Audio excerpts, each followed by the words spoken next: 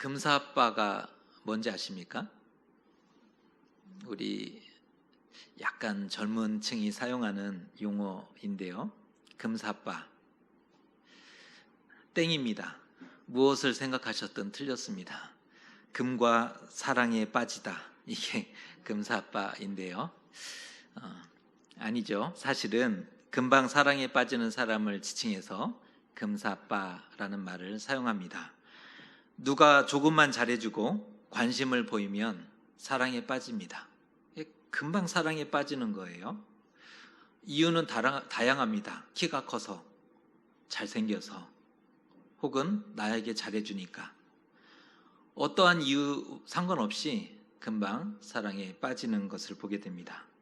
사랑과 호감을 구분 못하고 착각하기 일쑤이고 상상력이 풍부해서 온갖 상상의 나래를 펼치기도 합니다. 금사빠에 빠지는 그런 사람의 특징이 있는데 상상력이 풍부하거든요. 그 하나의 몸짓을 굉장히 많은 의미로 상상하며 좋아하고 또 사랑하는 것을 보게 됩니다. 그런데 금방 사랑에 빠지면 좋을까요? 나쁠까요? 이것은 생각해 봐야 할 문제입니다. 쉽게 사랑을 하지만 오래 지속되지 않는다는 데 문제가 있습니다. 다른 대상과도 금방 사랑에 빠지기 때문입니다. 오늘 로마서 말씀을 통해서 금사빠 하나님에 대한 말씀을 함께 묵상하고자 하는데요. 어떠한 의미가 있는지 한번 곰곰이 생각해 보셨으면 좋겠습니다. 바울은 로마서에서 죽음과 죄와 율법으로부터의 자유를 선포합니다. 1장에서부터 지금 쭉 9장까지 와 있는데 이 과정에 어떤 얘기들이 있었냐면 죄에 대한 자유, 율법에 대한 자유, 또 죽음에 대한 자유를 선포합니다. 특별히 8장에서는 성령 안에서의 자유를 강한 어조로 선포하고 있음을 보게 됩니다. 그러다가 9장에서 생뚱맞게 이스라엘의 구원 문제를 언급하고 있는 겁니다. 글의 흐름으로 봤을 때 9장은 좀 당황스러운 내용입니다. 지금 분위기가 너무 좋지 않습니까? 죽음으로부터의, 죄로부터의, 율법으로부터의 자유, 성령 안에서의 우리가 누릴 수 있는 자유를 강하게 선포하다가 갑자기 9장에서 뜬금없이 이스라엘의 구원 문제를 언급하고 있는 거죠. 찬물을 끼얹고 있는 그런 느낌이라고 볼 수 있습니다. 자신에게는 마음에 그치지 않는 큰 고통이 있었다는 겁니다. 양심의 가책을 느끼는 근심거리가 있다는 얘기를 꺼내고 있는데 그 말씀을 3절에 이렇게 표현하고 있습니다. 우리가 이 말씀을 같이 한번 읽어보겠습니다. 시작. 나의 형제 곧 고륙의 친척을 위하여 내 자신이 저주를 받아 그리스도에게서 끊어질지라도 원하는 바로라. 이스라엘의 구원을 위해서라면 저주를 받는 것도 서슴지 않겠다. 이런 강한 자신의 마음을 표현하고 있습니다. 그리스도에게서 끊어질지라도 나는 이스라엘의 구원을 원한다. 이 말을 쓰고 있는 거죠. 이 말이 어떻게 다가오십니까? 우리는 이 말을 어떻게 이해해야 되겠습니까? 서운함과 배신감이 들지 않으세요? 왜냐하면 바울이 자신의 민족과 동족을 위해서 지금 변호하고 있는 거고 자신의 민족과 동족을 옹호하고 있기 때문입니다. 그의 말에는 민족적 우월감과 자신감이 묻어나고 특권 의식이 풍겨져 나오고 있는 거죠. 구원의 우선성을 주장하는 것처럼 보여집니다. 이스라엘은 구원에 있어서 우선성이 있다. 지금 자신이 다 깨왔던 그것이 아니다라고 얘기했던 그것들을 오늘 9장에 와서 다시 돌아가고 있는 느낌입니다. 마치 기울어진 운동장으로 보일 수 있는 그런 여지가 다분하다는 거예요. 사실 이스라엘에게는 양자됨이 있죠. 먼저 하나님 앞에 양자됨을 가졌습니다. 영광스러움과 언약들과 율법과 예배와 약속들이 주어졌습니다. 이스라엘에게 주어진 거 맞습니다. 그들이야말로 아브라함과 다윗의 자손이지 않습니까? 여러분이 아브라함과 다윗의 자손입니까? 아니죠. 이스라엘이야말로 아브라함과 다윗의 자손 맞습니다. 육신으로 하면 하나님이신 그리스도께서 그들로부터 나셨죠. 그러니 그들은 선민 사상이 충만할 수밖에 없었던 겁니다. 이 얼마나 큰 특권입니까? 이스라엘은 어느 민족과 비교할 수 없는 좋은 것을 가진 민족입니다. 그 어느 민족에게 주어지지 않았던 좋은 것이 그들에게 있는 거죠. 세상 어느 민족이 이러한 영광과 은혜를 입은 적이 있는가? 어느 민족에게 하나님이 이러한 특별한 애정과 사랑을 베푼 적이 있는가? 하나님이 먼저 선택하신 민족이고 하나님이 친히 임재하여 지키고 보호하고 인도했던 사람들이었습니다. 그들에게 주신 언약과 약속, 그들에게 행하신 이적과 역사가 아무것도 아닐 수는 없는 거죠. 바울도 그것을 분명히 인정하면서 6절에 이런 표현을 씁니다. 그러나 하나님의 말씀이 폐하여진 것 같지 않도다. 하나님의 말씀이 결코 폐하여질 수 없도다. 언약과 약속이 폐하여질 수 없음을 강조했던 것입니다. 하지만 바울이 자기 민족에 대한 특권과 우월성을 강조할수록 우리는 상대적인 박탈감과 자괴감을 갖게 됩니다. 우리 민족이 이렇게 훌륭해, 이 얘기를 강조할수록 우리는 상대적인 박탈감에 놓이게 되는 겁니다. 예수님의 제자들조차도 초기에는 이스라엘만을 위한 복음, 이스라엘만을 위한 메시아라고 생각했지 않습니까?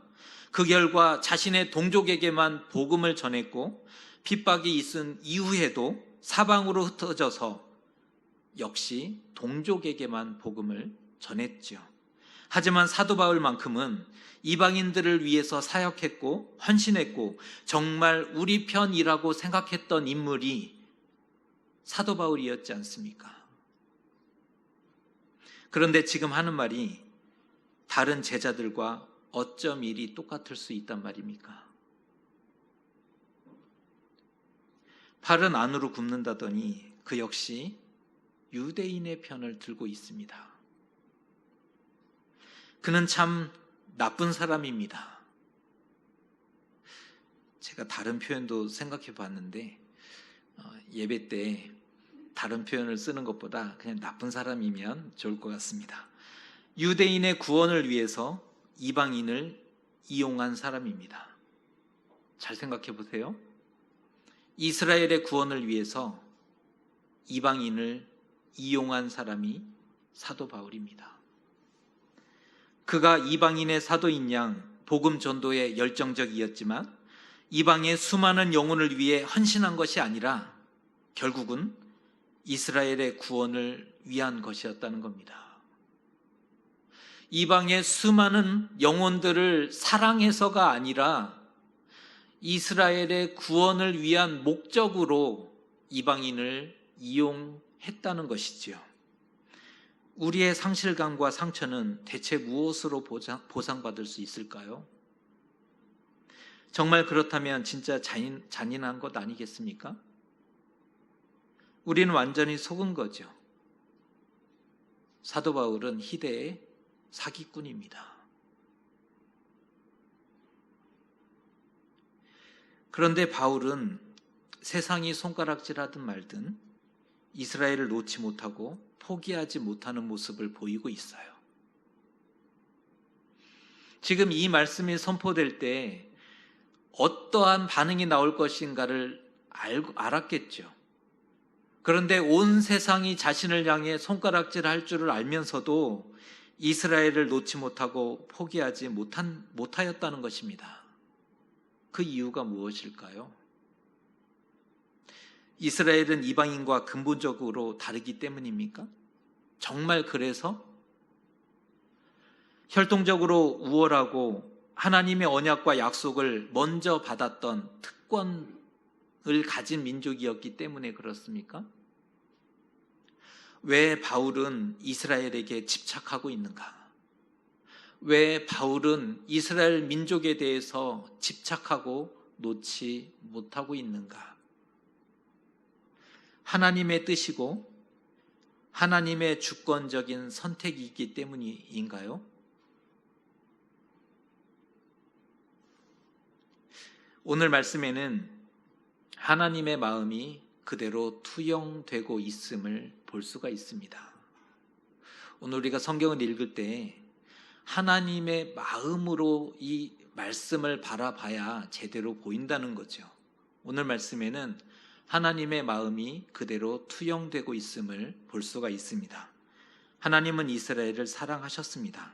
그래서 이스라엘이 하나님을 버리고 떠나고 악을 행하였어도 포기하지 못했던 것입니다.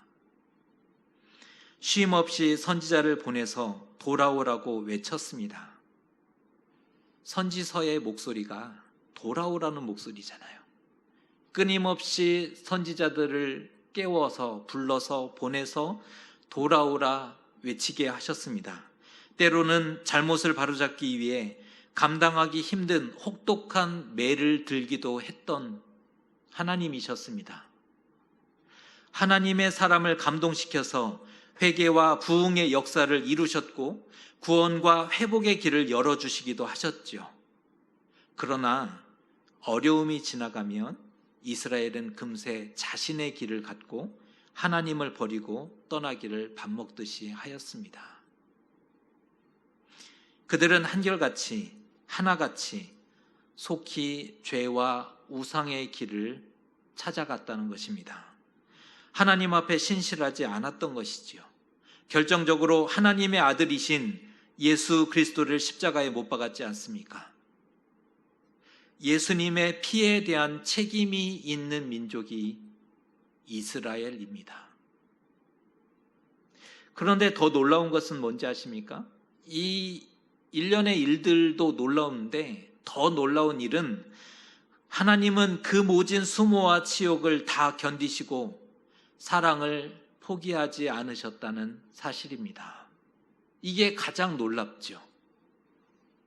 어떻게 그 모진 수모와 그 치욕을 견디시고 사랑을 포기하지 않으셨을까? 그러니 우리로서는 더 천불나지 않습니까? 하나님은 왜 이스라엘을 사랑하시나?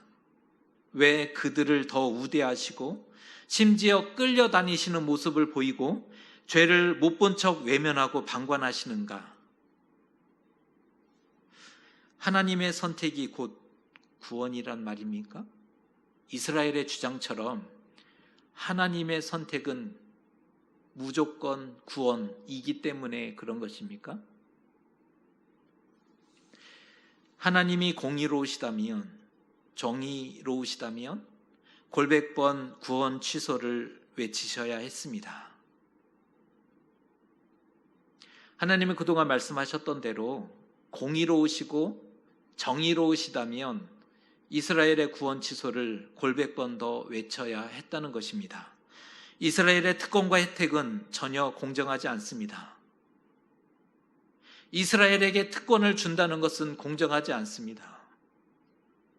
누가 보더라도 이것은 너무나 불합리합니다. 오히려 불의하죠. 부당합니다. 이기적이고 독선적인 하나님의 모습으로 보이기까지 하는 거죠. 이게 말이 안 되니까. 신의 횡포이고 갑질이고 폭력입니다. 이스라엘을 끌어안는 것은 신의 횡포입니다. 갑질이죠. 폭력입니다. 그런데 이거 아십니까? 그런 하나님이 나를 사랑하신다는 사실을.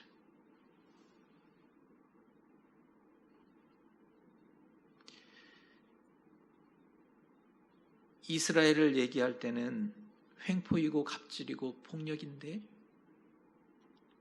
그런 하나님이 나를 사랑하신다는 겁니다.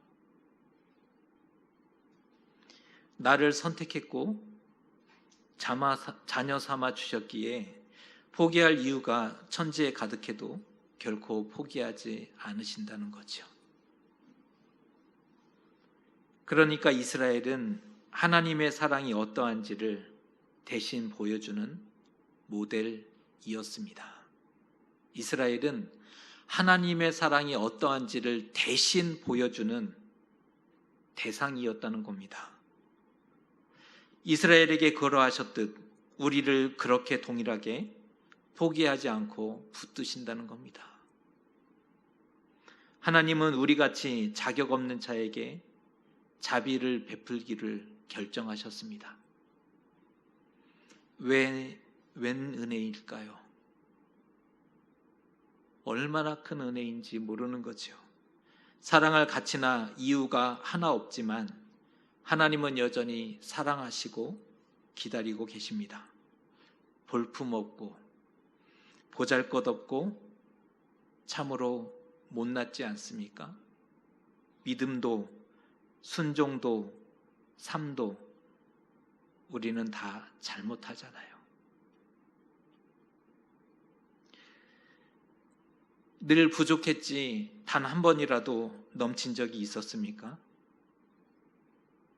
생각해 보면 늘 부족했지 언제 한 번이라도 넘쳐 본 적이 있습니까?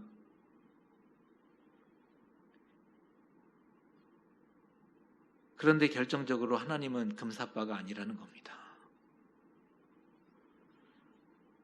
오히려 순정파에 가깝고 일편단심, 민들레인 거죠. 난 너만 봐. 나에겐 너밖에 없어. 그 하나님의 사랑을 알았던 바울이 지금 하나님의 마음으로 이스라엘 민족을 바라보고 있는 것입니다. 바울이 이스라엘을 놓지 못하는 그 모습이 우리를 놓지 못하시는 하나님의 모습을 그대로 보여주고 있습니다.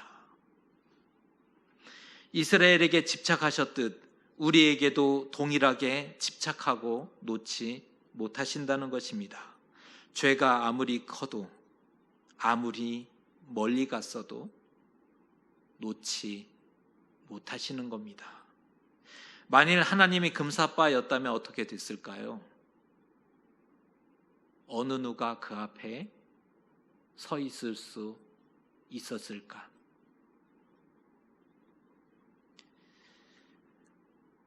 금방 사랑에 빠지기도 하지만 동시에 금방 사랑에서 빠져나온다는 뜻도 되지 않습니까? 금사빠라는 말은 금방 사랑에 빠진다라는 의미와 금방 사랑에서 빠져나온다는 의미를 가지고 있는 단어인데요.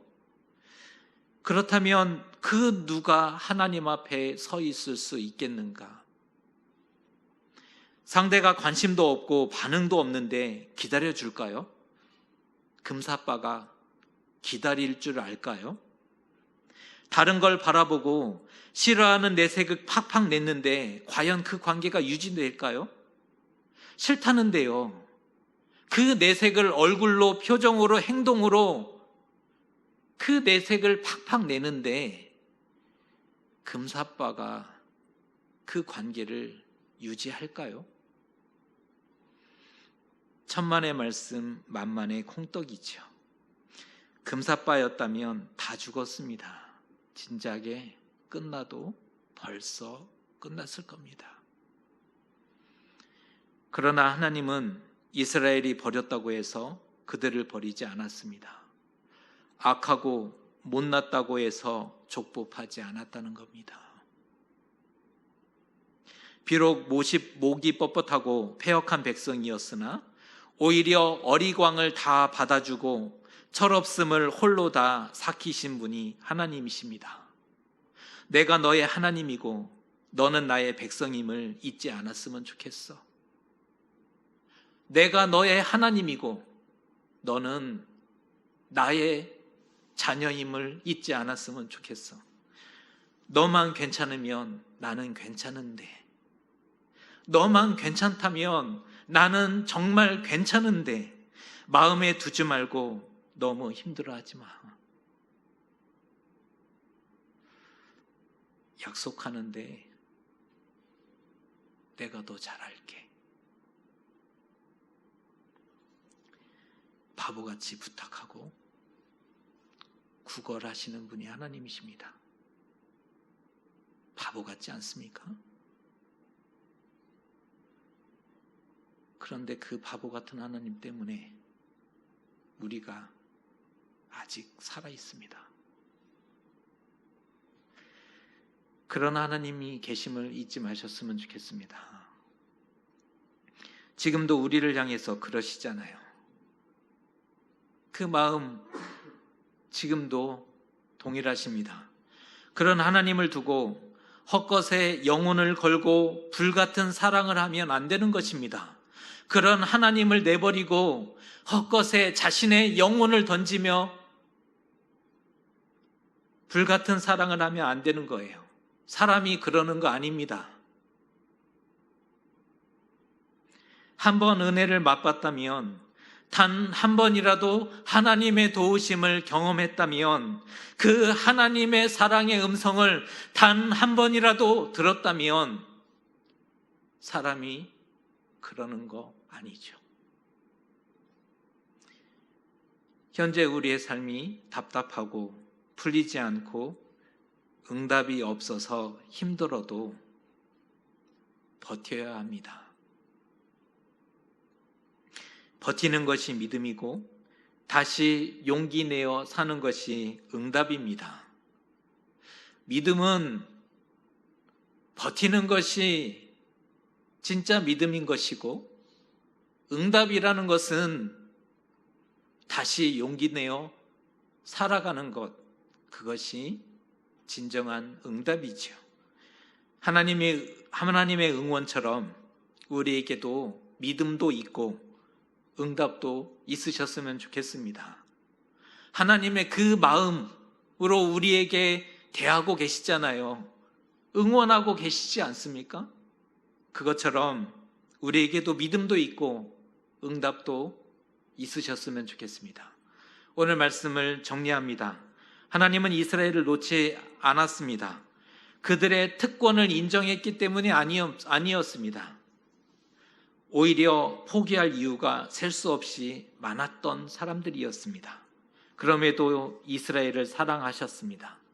선택은 하나님의 주권이고 하나님 마음이기 때문에 찍소리하지 마라, 그런 차원이 아니라는 것입니다. 이스라엘을 놓지 못하시는 하나님은 우리도 놓지 못하심을 실예로, 비유로 보여주고 있었던 것입니다. 하나님은 우리를 결코 놓지 못하십니다. 금사빠가 아니십니다. 하지만 다른 부분에서 하나님은 영원한 금사빠입니다. 믿음을 고백하고 순례의 길을 가는 우리를 향해서는 금사빠가 되어주시기로 작정하셨습니다. 작은 믿음을 부여잡고 어떻게든 바르게 믿기 위해, 어떻게든 말씀에 순종하기 위해 노력하는 자녀들을 위해서는 금사빠가 되기로 작정하신 분이 하나님이십니다. 아주 조그만 것에 쉽게 감동을 받으십니다. 마음 설레이시고 착각하고 온갖 상상의 나래를 펼치시는 분이 하나님이시라는 것입니다. 지금 그거 기도 아니니? 기도한 거 맞지? 나를 찾고 도움 구한 거 맞지? 지금 하늘 바라봤잖아.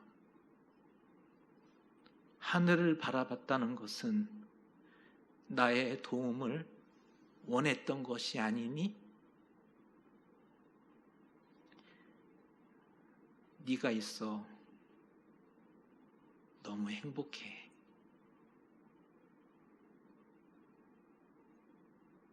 하나님은 금사빠가 되시기를 작정하셨습니다. 믿기 위해, 바르게 걷기 위해 애쓰는 자녀들을 위한 하나님의 선택입니다. 한번 택하신 자녀를 결코 버리지 않으십니다.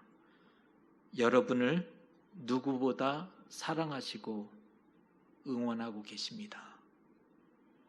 지금도, 아직도 여전히 우리를 바라보고 계시는 하나님이 계심을 잊지 않는 저와 여러분 되시기를 주님의 이름으로 축복합니다.